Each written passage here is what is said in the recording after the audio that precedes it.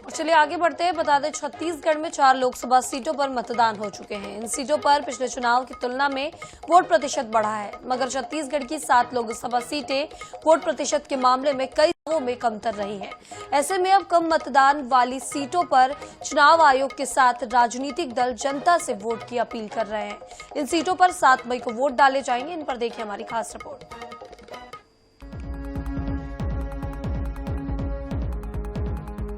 साल 2014 और 2019 के लोकसभा चुनाव में कोरबा, सरगुजा और रायगढ़ में वोटिंग का आंकड़ा बेहतर रहा है, मगर रायपुर लोकसभा सीट में साल 2014 में 65.70%, जबकि 2019 के चुनाव में 65.99% वोटिंग हुई। इसी तरह जांजगीर लोकसभा क्षेत्र में साल 2014 में 61.55%, जबकि 2019 में 65.57% वोटिंग हुई। बिलासपुर में साल 2014 में 64.36%, जबकि 2019 में 63.13% वोटिंग हुई। दुर्ग लोकसभा में 2014 में 67.89%, 2019 में आंकड़ा थोड़ा बढ़कर 71% तक पहुंच पाया। पिछले 2 चुनाव में खासकर रायपुर, बिलासपुर, दुर्ग और जांजगीर लोकसभा में कम वोटिंग को लेकर चुनाव आयोग लगातार जागरूकता अभियान भी चला रहा है।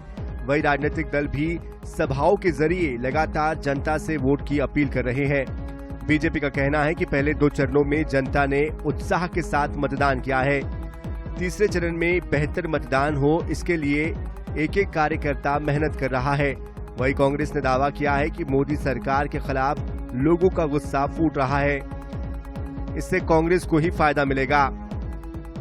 पहले और दूसरे चरण में जिस प्रकार से रहा उसी तरह से तीसरे चरण में हो, और ये उत्साहजनक रहा पहले चरण और दूसरे चरण का मतदान देश की तुलना में। निश्चित रूप से तीसरे चरण में भी ये मतदान प्रतिशत बढ़े, इसके लिए हमारा एक एक कार्यकर्ता संकल्पित होकर बूथ लेवल पर काम कर रहा है।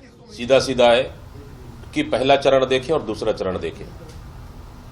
अंदरूनी क्षेत्रों में, जंगल क्षेत्रों में, आदिवासी क्षेत्रों में वोट परसेंटेज बढ़ा है। इसका मतलब सीधा सीधा साफ है कि छत्तीसगढ़ में इस समय 4 महीने की सरकार से छत्तीसगढ़ की जनता त्रस्त हो चुकी है, परेशान हो चुकी है।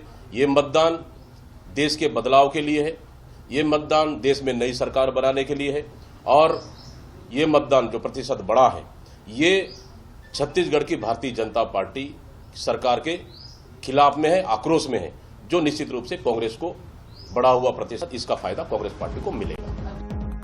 हर चुनाव में राजनीतिक दल जनता से वोट की अपील करते हैं। चुनाव आयोग भी स्वीप अभियान के तहत जागरूकता कार्यक्रम चलाता है, मगर शहरी क्षेत्र में वोट को लेकर जागरूकता कम ही दिखाई देती है।